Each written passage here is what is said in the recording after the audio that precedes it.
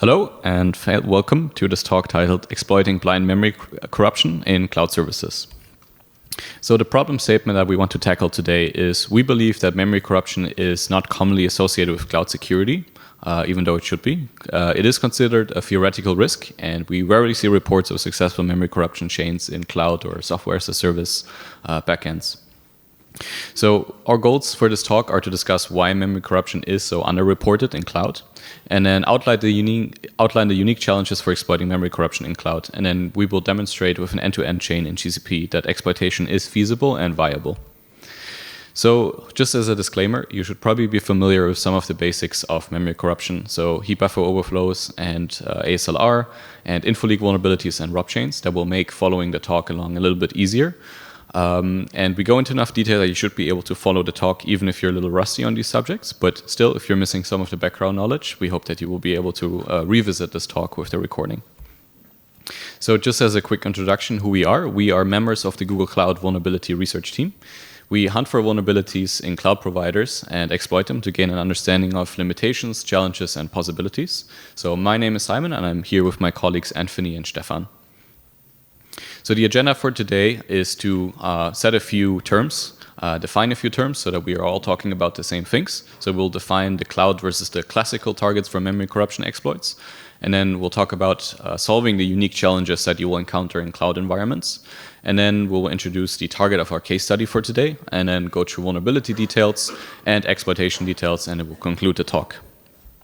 So let's talk about a few terms and define them so that we all have the same baseline understanding of what we mean by classical and cloud memory corruption targets.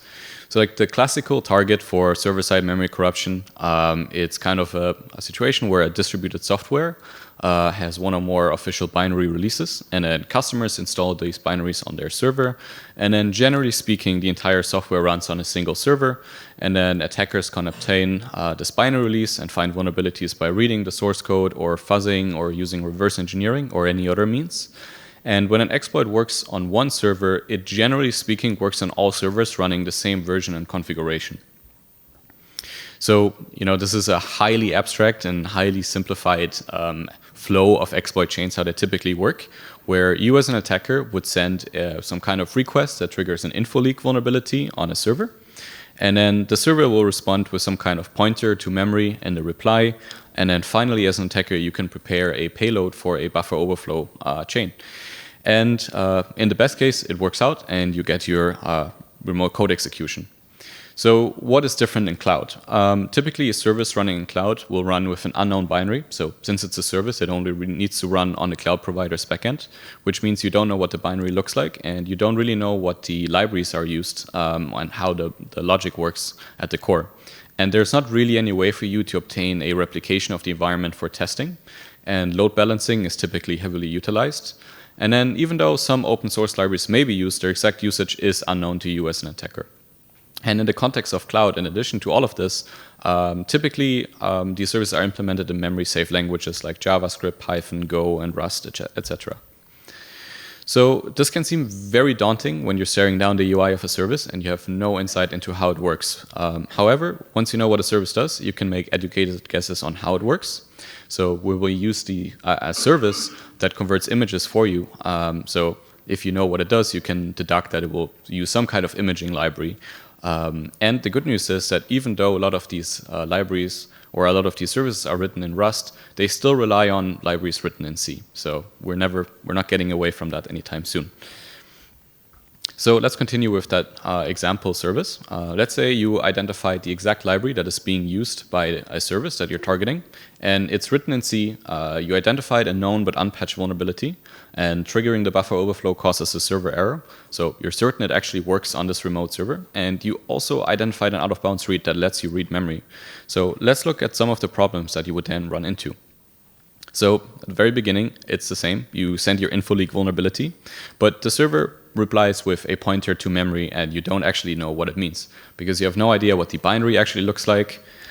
And that means even if you know what the pointer should point to because you know the source code of the library, so for example, it would point to a global variable, that offset doesn't actually give you, it doesn't mean anything to you because you don't know what the binary looks like. So in the end, it doesn't give you the location of RobChain gadgets. You don't really know where your other gadgets, data-only gadgets would be. In addition, these cloud services, they look a little bit different in practice. So let's say you send an info leak vulnerability trigger and it goes to worker A, and then you receive a pointer to this memory. You have absolutely no guarantee that the follow-up request will then actually arrive at the same worker, which means you would crash it. So that means if there are only a few workers, brute forcing may be viable, but what if there are hundreds? What if there are actually thousands of workers? For one, you will have no idea if your exploit failed or it just didn't hit the right worker yet. And outages are one of the strongest detection signals. So there's no point in seeing a service that doesn't exist anymore because it's down. So let's talk about how we can solve these problems in a very abstract way, and then we will follow up with a case study after that. So the existing exploit workflow doesn't apply to cloud, as we just discussed. So the solution that we propose is to find more specialized vulnerabilities or add steps to the exploit workflow.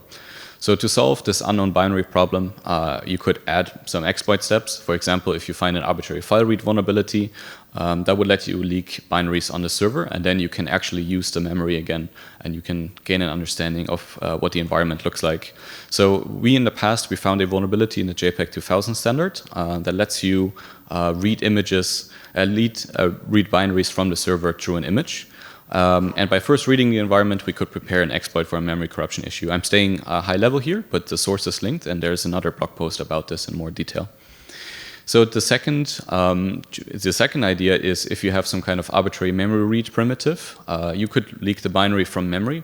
And CVE 2016 5771 is an amazing example of this, where researchers found a memory corruption in PHP that allowed them to dump the PHP binary from the server and then prepare a second stage exploit from here.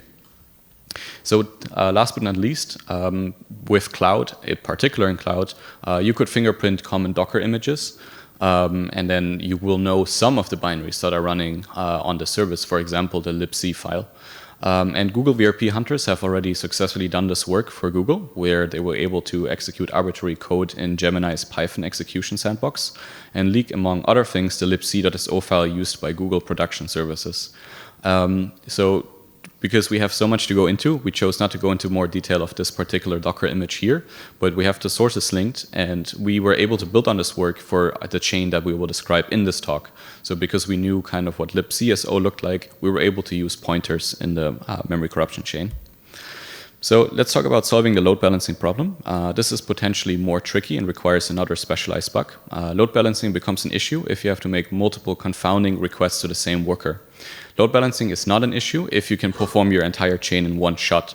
So that means if the entire interaction happens in just a single self-sufficient payload. For example, JavaScript is an example of this because the JavaScript can adjust itself to the environment. But for example, with something like an image bug, even though there are some examples of this happening in the real world, for example, with forced entry, images are static and they typically can't really adjust to the environment. So once you have sent your image, and even with ASLR, so with ASLR existing, once you send your image, you have no way of actually reacting to the environment with an image. So that would mean these are highly specialized and powerful bugs. So what we want to do is we want to expand the amount of possible bugs we can use against cloud. And in practice, most libraries will not support file formats with dynamic execution. So image formats, for example, are static, as we just discussed. They require the final pointers for the rob chain to be hard-coded into their payload. But maybe we can make a compromise. So let's say when we follow the service, with this example of a service, and we have an exploit image, what will happen is once we submit it, we no longer have any control over the control flow.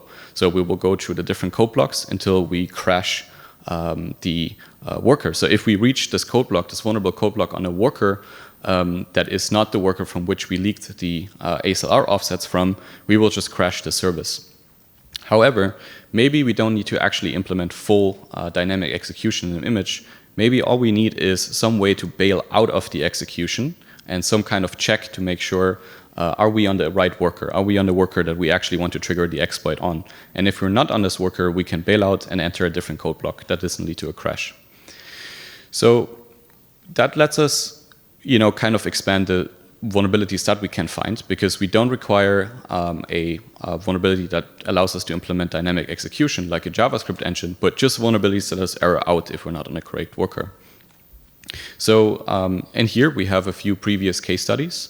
I won't go into detail because they're quite complex, but I have linked them here. So if you want to reference them, we just want to demonstrate that this is repeatable behavior, and these bugs are quite common and they can be found multiple times. So to summarize, exploiting memory corruption in cloud is difficult and it requires specialized bugs. However, we believe it is viable and sometimes even the only vulnerability you can go for. And we believe it should be considered a practical risk that can be realized with patience and sophistication. And with this, I will hand it over to my colleague, Anthony, who will discuss a end-to-end case study. So we'll go into way more details about what these concepts mean in practice. Yes, so I'll talk about our actual target, which in this case was artifact analysis. A quick disclaimer before I do that is, as Simon mentioned, we're an internal security team at Google. And so we do proactive vulnerability research on Google Cloud targets. The vulnerabilities that we'll talk about shortly, we discovered internally and patched them in production, and no customers were affected. So our target service here is called artifact analysis. And you can think of this service as a container analysis service that hooks into many different products in Google Cloud. So for example, Cloud Build produces container images that are then scanned with artifact analysis, or Google Kubernetes engine runs container images, and those are automatically scanned by artifact analysis as well. This is a brief overview of the different languages and package managers that the service supports.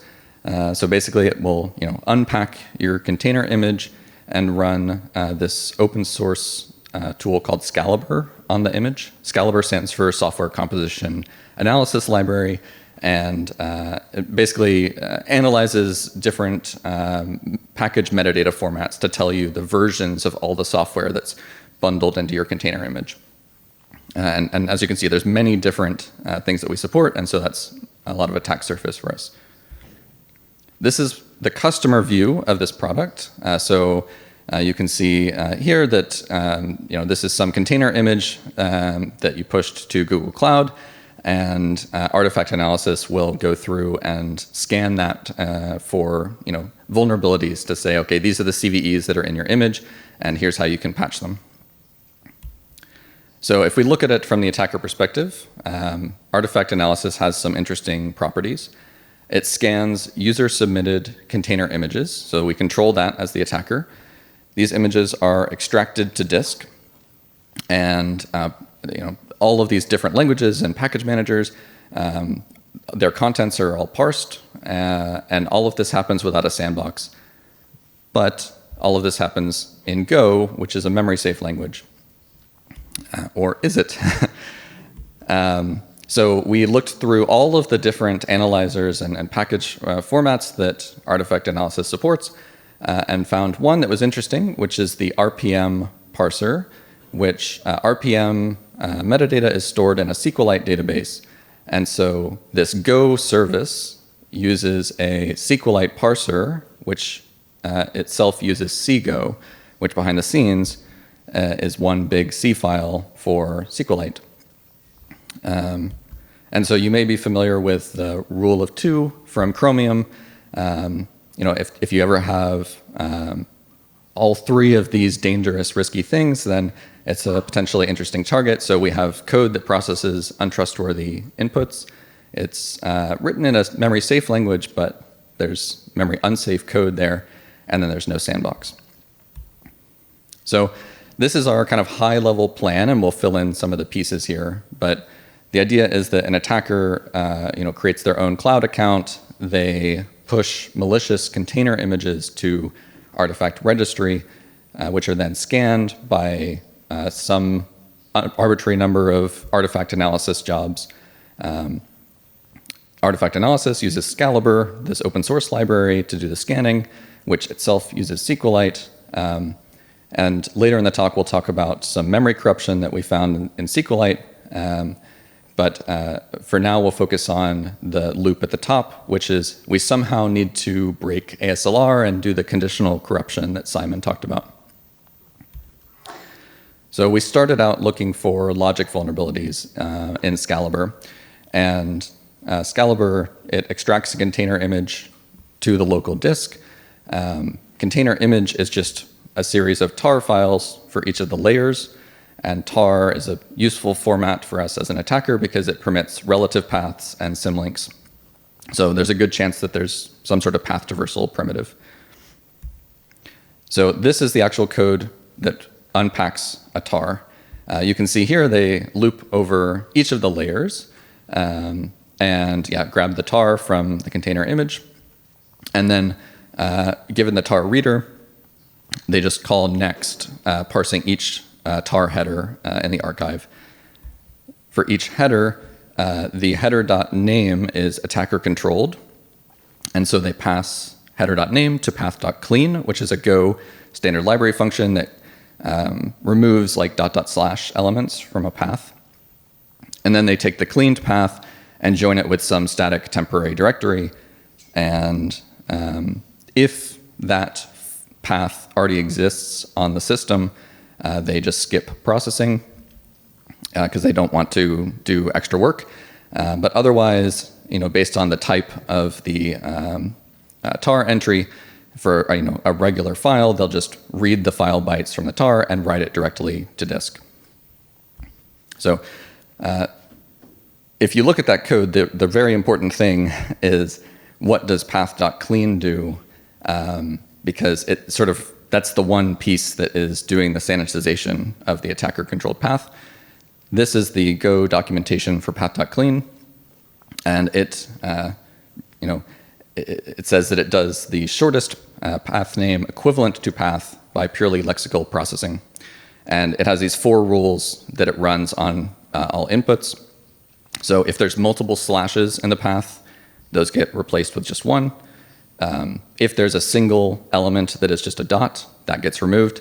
If there's a ... element, it removes that and its parent, if there is a parent. And then if there's a slash at the beginning, it removes that. So let's see what happens for an example input here. Let's say that the attacker sets the name of their file to ... / x. Rule number 1, there's no multiple slash elements. Nothing happens.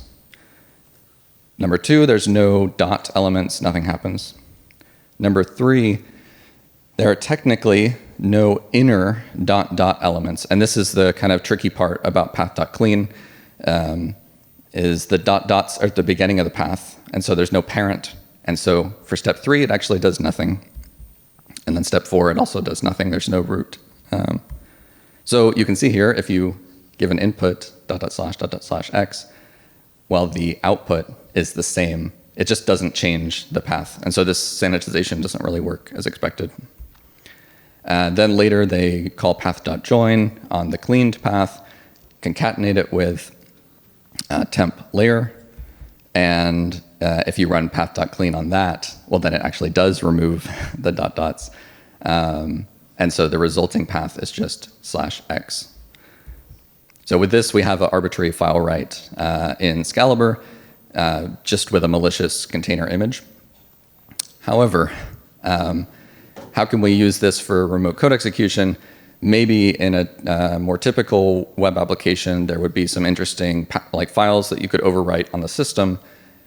But in Google services, we often run with minimal read-only file systems. And so if you're looking for a file to overwrite on the Google service, well, there's actually not many options to go for. And this is one big Go binary. So there's no executables to overwrite there either.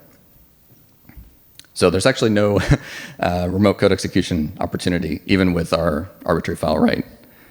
But maybe we can use it for some exploit reliability.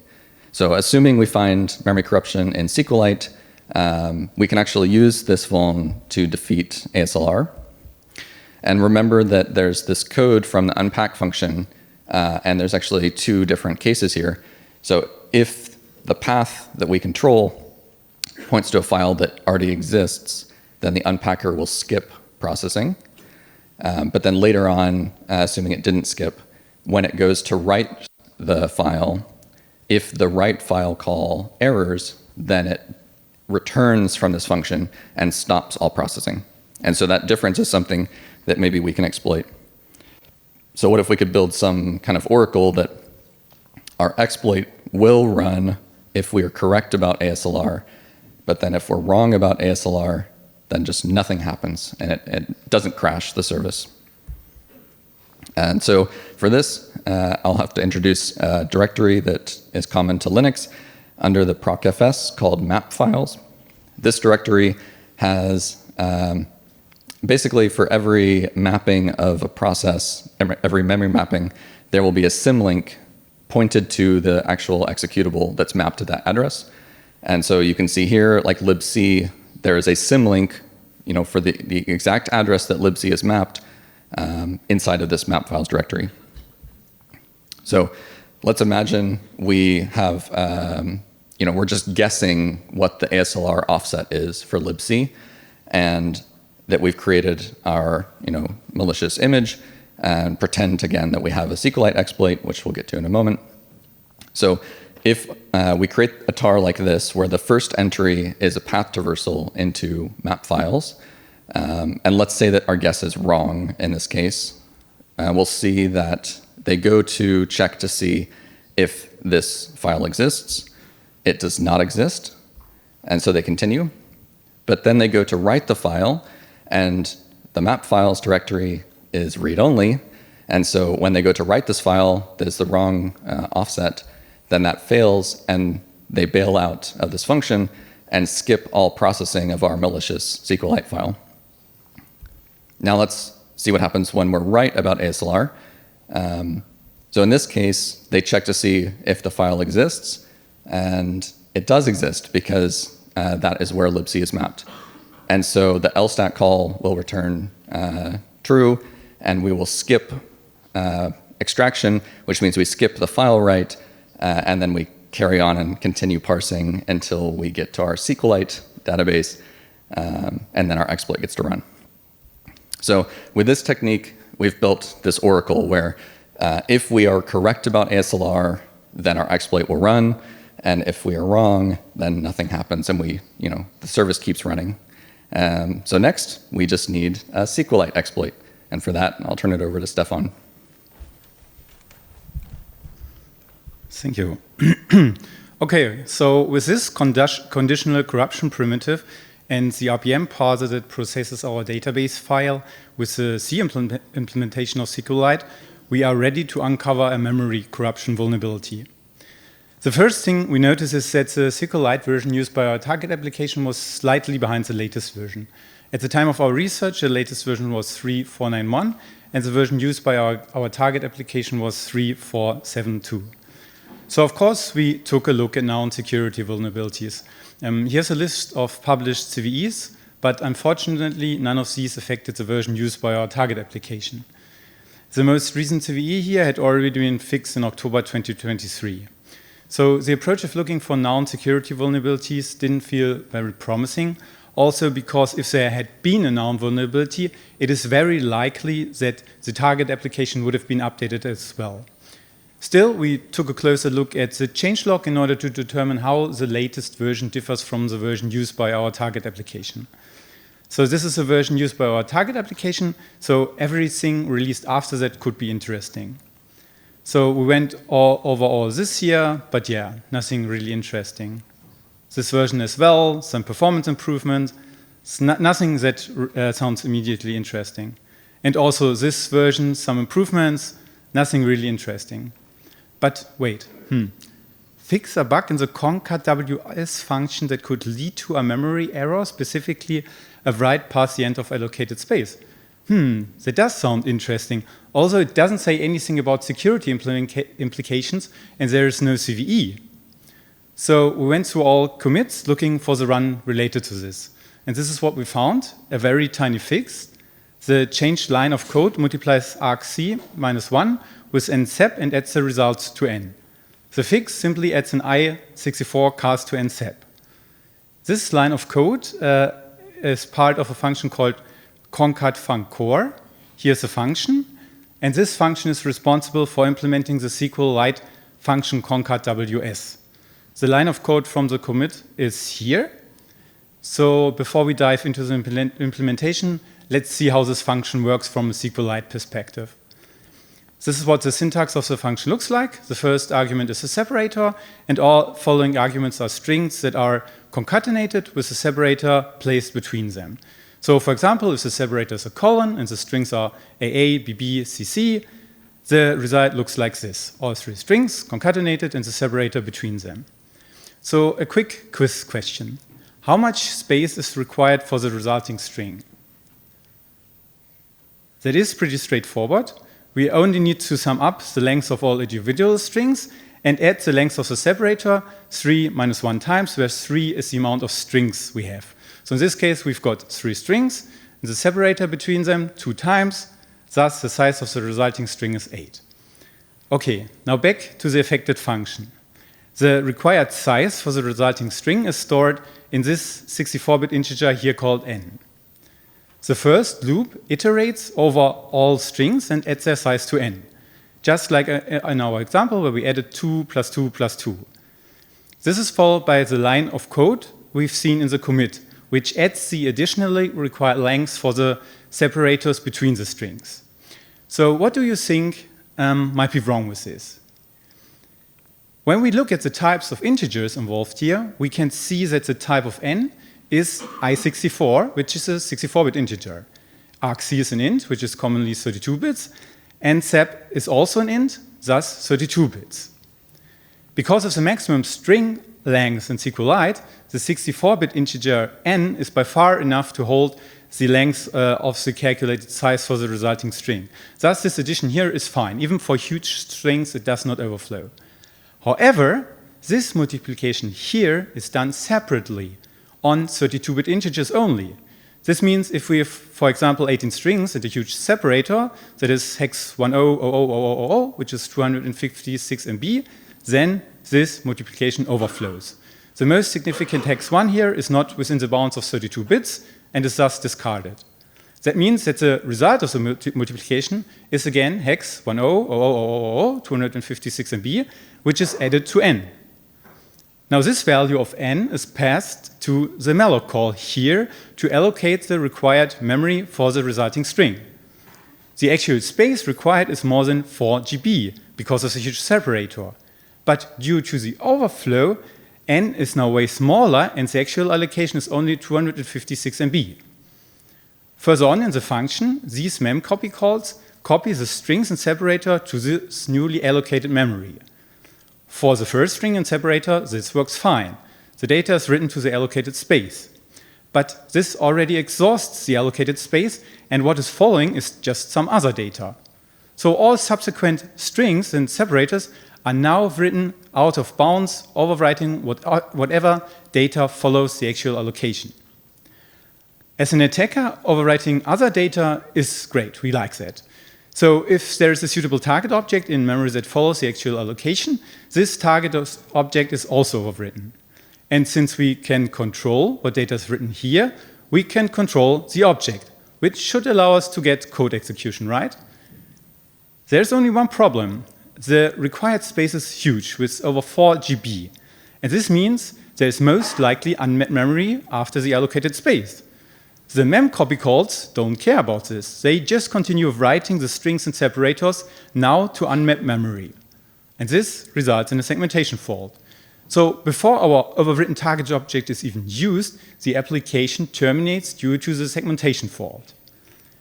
Okay, at this point, we know what is meant with this mysterious write past the end of allocated space in the changelog. But could we prevent the segmentation fault and actually exploit this? What we would like to achieve is that the whole required space becomes allocated mapped memory. What we can do is making arbitrary select queries by adding a view to the database that is processed by SQLite. So if we select a huge string, a new allocation is made. However, this is limited in size, so we cannot just allocate 4 GB at once. But we can just add a union select. So another allocation is made and the total size of allocated memory grows. So we had another union select and another one, but now we already hit a problem. Our target application is using tcmalloc, and the mapping tcmalloc creates when making multiple of these huge allocations is not continuous. There are these read-only segments between them. This means that our overflow would this time write to mapped, but read-only memory, causing yet again a segmentation fault. We can, however, overcome this by adjusting the size of the single allocations. By carefully choosing and aligned into the smaller size, all these allocations here eventually line up to a continuous block that is bigger than 4 GB.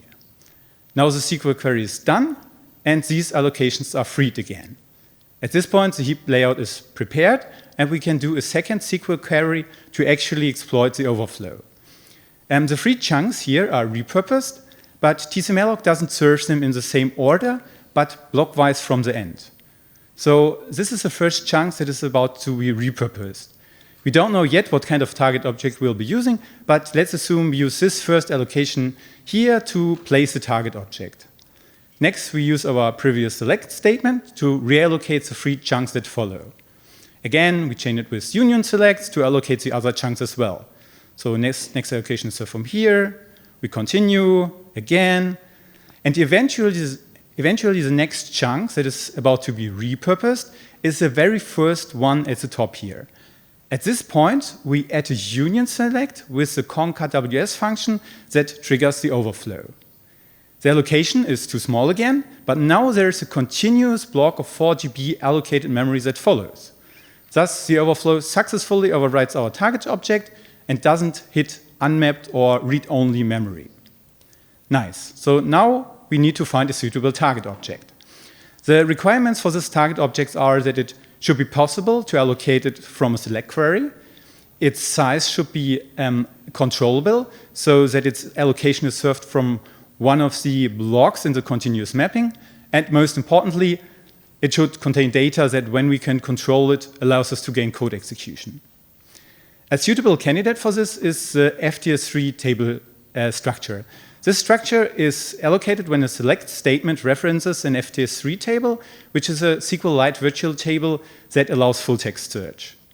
The related allocation does not only include the structure itself, but also the name of the table, which can be set to a very huge string. And that's how we can control the size of this allocation. This is what the structure looks like. And most importantly, the first member of the structure is a pointer to a SQL3 module struct. And this struct contains various function pointers. One of these functions is called xclose. This function is particularly interesting because it is called when a SQL query is done. This is a function responsible for this. It cleans up resources and eventually calls the xclose function of the SQLite 3 module struct. Okay, so let's quickly summarize. For our target object, we can leverage an FTS3 table struct. This struct contains a pointer called pmodule that references a SQL3 module struct. This struct contains the xclose function pointer that is called during cleanup. What we want is to control this xclose function pointer in order to gain control over the instruction pointer. Thus, we need to store such a SQL3 module fake struct somewhere in memory and make the p module pointer reference it. We could just use our existing heap room and put a fake struct in these allocations. However, the problem is that we need to know its address to populate the p module pointer. And the proc map files trick only works to leak mappings that are baked by a file. These allocations here, where we can put data, are on the tcmalloc heap and are not present in proc map files. So where could we store the fake struct and now its address? In a C application where all segments are randomized by RSLR, we just can't.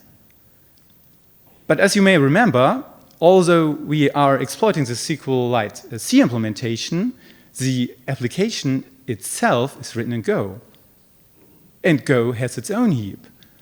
What is even more surprising, though, is that this heap is always located at the same address. I mean, why not? Go is memory safe anyway. But in this case, where we exploit a native library used by Go, this provides us a way to store data at a known address. So instead of storing the SQL3 module struct on the native heap, we store it on the Go heap. Since the offsets still vary, we just spray it on the Go heap. So this here is a visualization of our heap spray on the Go heap. The green area is our spray, and the red area is some other data. So a pretty good chance to hit our spray. Thus, we only need to make the P module pointer reference some address in our spray, and this way we are able to successfully control the expose function pointer and thus also the instruction pointer. From here, we pivot to a ROP chain and execute a C2 implant that we included in the container image. So let's see this with a small demo. At the top here, we can see we initiate our C2 client that will receive the back connection from the C2 implant we added to the container image. And at that point, we'd already used the conditional corruption to determine the libc base address of one of the workers. And now we are specifically targeting this worker by using the conditional corruption. So we basically upload 30 image with this libc base address, and the exploit will only trigger on this specific worker due to the conditional corruption. So now we just need to get lucky that one of these 30 attempts went through and hit the worker, and here we receive a back connection. Now we try to run the host name command on this agent. And yeah, success. We've got code execution on a production system. Thank you. Okay, with that, I hand it over to Simon again for final conclusion. So to summarize what we did here today and we presented to you, we leveraged a path traversal into a conditional corruption primitive. So we constructed a tar archive that, when it is extracted to disk, checks for the existence of a file in the proc self-map files directory.